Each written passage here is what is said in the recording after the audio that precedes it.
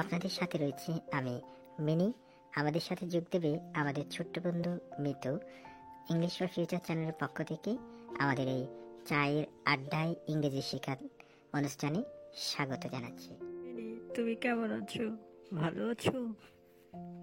হ্যাঁ, ভালো আছি, অনেক ভালো আছি।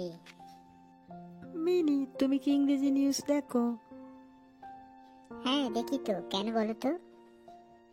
টিভিতে সম্প্রতি একটি শব্দ বারবার শুনতে পাচ্ছি। কোন শব্দ বলো তো? শব্দটি হচ্ছে ইনভেশন। ইনভেশন। আচ্ছা মিনি, এর মানে কি বলতে পারো? আমি তো এত বেশি ইংরেজি বুঝি না, তুমি তো ইংরেজি নিউজ দেখো, একটু বলতে পারবে?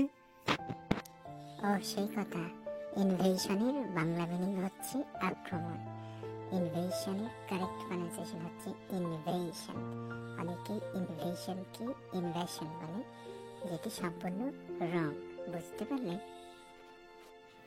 আচ্ছা মিনি, ইনভেশন কোন পার্টস অফ স্পিচে পড়ে? ইনভেশন হচ্ছে নাউন। ইনভেশন হচ্ছে কি নাউন, এটা নাউনের মধ্যেই পড়ে। বুঝতে পারলে?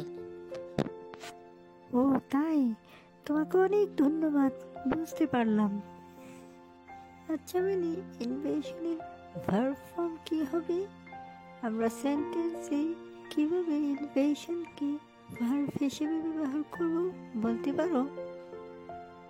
ইনভেশনের ভার্ব ফর্ম হচ্ছে ইনভেড। আমি তোমাকে একটি বাক্যে ব্যবহার করে দেখাবো।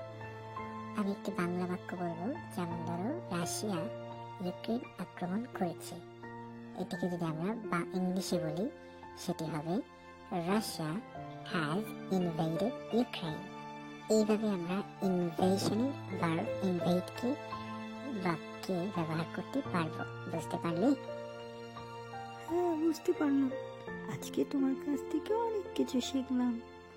তোমাকে অসংখ্য ধন্যবাদ মিনি। হ্যাঁ, তোমাকেও অসংখ্য ধন্যবাদ। তোমার কোনো কিছু জানতে হলে এখন থেকে আমাকে জিজ্ঞেস করবে।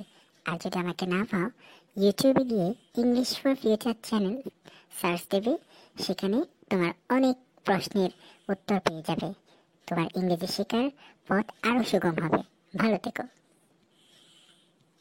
ও, ইংলিশ ফর ফিউচার চ্যানেল, এটি তো আমার অনেক পরিচিত, আমার অনেক ভালো লাগে। আমিও ইংরেজি প্র্যাকটিস করব। ইংলিশ ফর ফিউচার চ্যানেল আজকেই সাবস্ক্রাইব করে রাখবো। তোমাকে অসংখ্য ধন্যবাদ মিনি।